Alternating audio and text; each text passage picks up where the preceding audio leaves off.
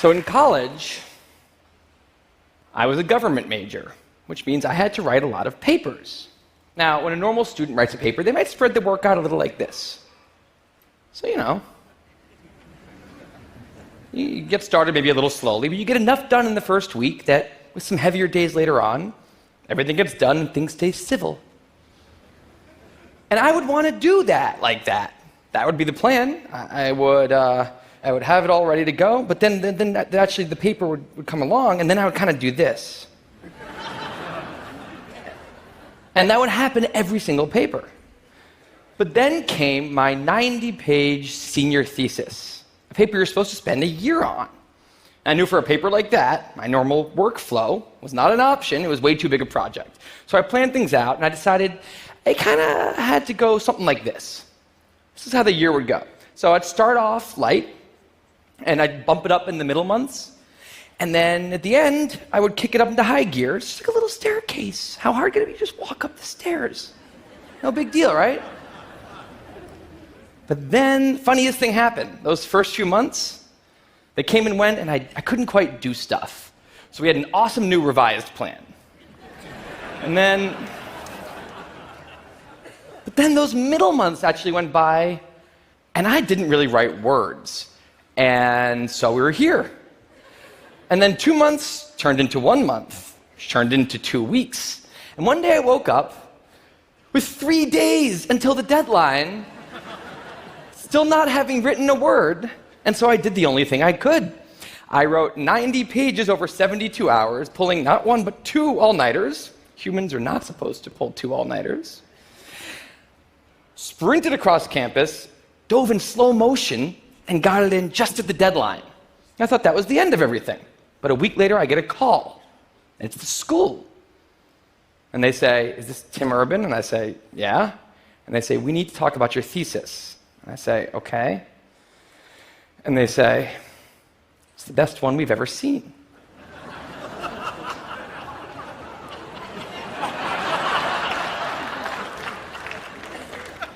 That did not happen.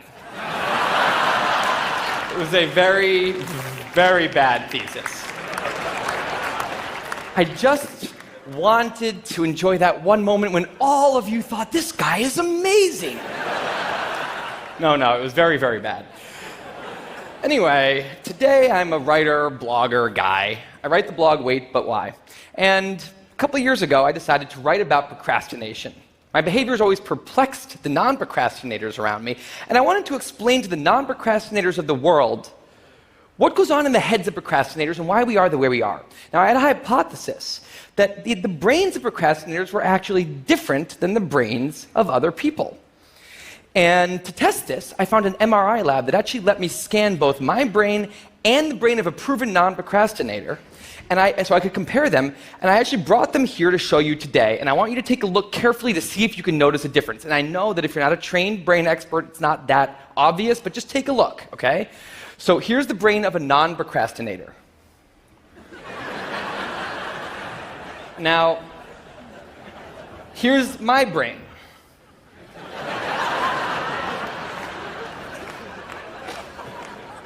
There is a difference.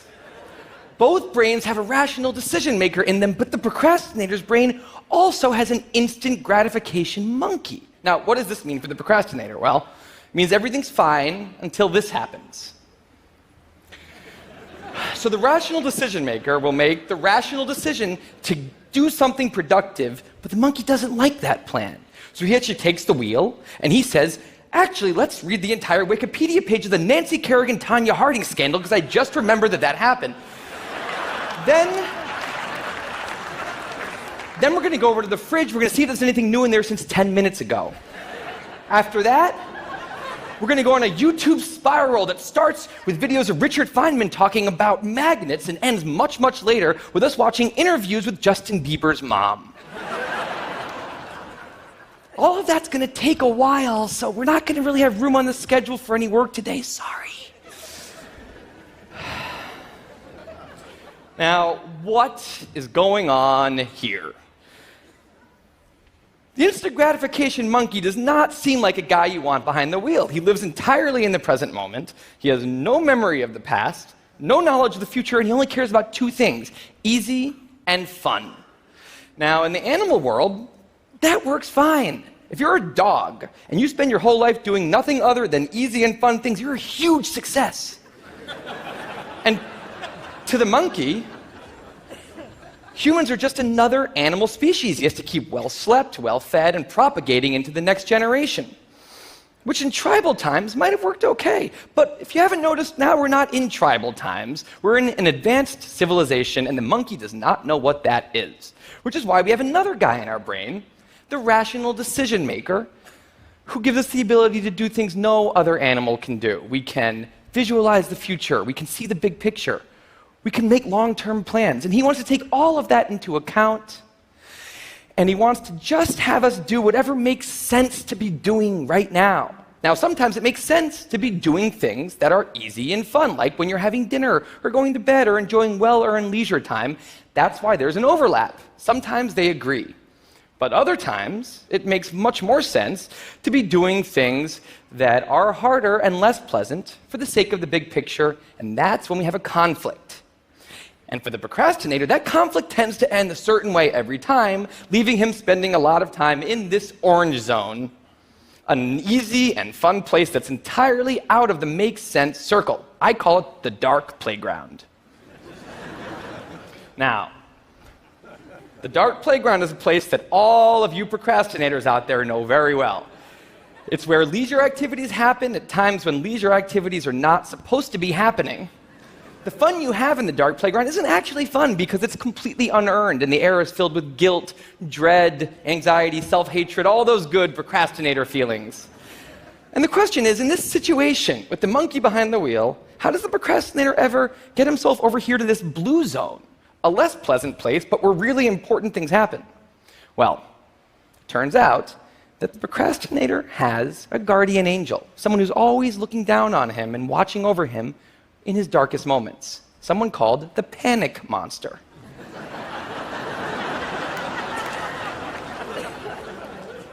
Now, the panic monster is dormant most of the time, but he suddenly wakes up anytime a deadline gets too close or there's danger of public embarrassment, a career disaster, or some other scary consequence. And importantly, he's the only thing that the monkey is terrified of.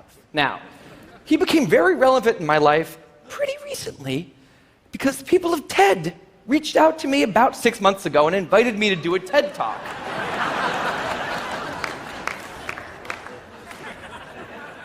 Now, of course, I said yes. It's always been a dream of mine to have done a TED Talk in the past.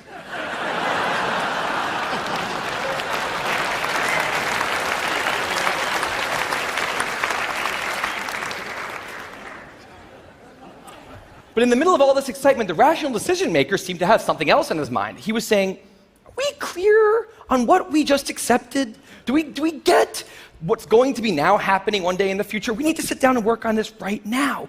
And the monkey said, totally agree, but also let's just open Google Earth and let's zoom into the bottom of India, like 200 feet above the ground, and we're going to scroll up for 2.5 hours till we get to the top of the country so we can get a better feel for India.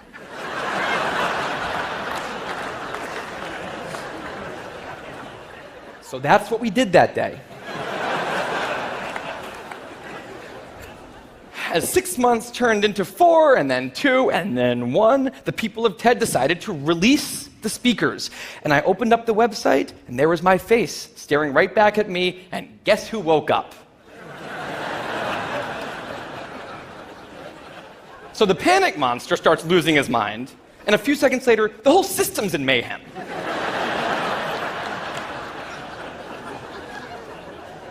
And the monkey, who, remember, he's terrified of the panic monster, boom, he's up the tree.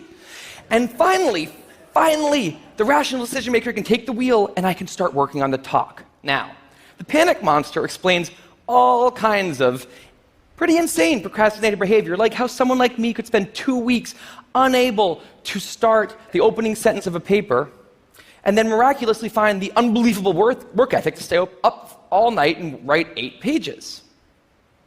And this entire situation with the 3 characters, this is the procrastinator's system. It's not pretty, but in the end, it works.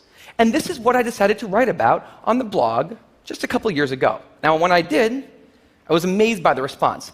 Literally thousands of emails came in from all different kinds of people, from all over the world, doing all different kinds of things. These were people who were nurses and bankers and painters and engineers and lots of PhD students.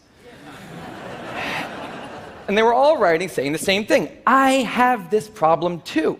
But what struck me was the contrast between the light tone of the post and the heaviness of these emails. These people were writing with intense frustration about what procrastination had done to their lives, about what this monkey had done to them. And I thought about this, and I said, if the procrastinator system works, then what's going on? Why are all these people in such a dark place? Well, it turns out that there's two kinds of procrastination. Everything I've talked about today, the examples I've given, they all have deadlines. And when there's deadlines, the effects of procrastination are contained to the short term because the panic monster gets involved. But there's a second kind of procrastination that happens in situations when there is no deadline. So if you want to have a career where you want to be a self-starter, something in the arts, something entrepreneurial, there's no deadlines on those things at first because nothing's happening at first, not until you've gone out and done the hard work to get some momentum, to get things going. There's also all kinds of important things outside of your career that don't involve any deadlines, like seeing your family or exercising and taking care of your health, working on your relationship or getting out of a relationship that isn't working. Now, if the procrastinator's only mechanism of doing these hard things is the panic monster, that's a problem because in all of these non-deadline situations, the panic monster doesn't show up. He has nothing to wake up for. So the effects of procrastination, they're not contained. They just extend outward forever. And it's this long-term kind of procrastination that's much less visible and much less talked about than the funnier, short-term, deadline-based kind. It's usually suffered quietly and privately, and it can be the source of a huge amount of long-term unhappiness and regrets. And I thought, that's why these people are emailing, and that's why they're in such a bad place. It's not that they're cramming for some project. It's that long-term procrastination has made them feel like a spectator at times in their own lives. The frustration was not that they couldn't achieve their dreams, it's that they weren't even able to start chasing them. So I read these emails and I had a little bit of an epiphany that I don't think non-procrastinators exist. That's right. I think all of you are procrastinators. Now, you might not all be a mess, like some of us. And some of you may have a healthy relationship with deadlines. But remember, the monkey's sneakiest trick is when the deadlines aren't there. Now, I want to show you one last thing. I call this a life calendar. That's one box for every week of a 90-year life. That's not that many boxes, especially since we've already used a bunch of those. So I think we need to all take a long, hard look at that calendar. And we need to think about what we're really procrastinating on, because everyone is procrastinating on something in life. We need to stay aware of the instant gratification monkey. That's a job for all of us. And because there's not that many boxes on there, it's a job that should probably start today. Well, maybe not today, but sometime soon. Thank you.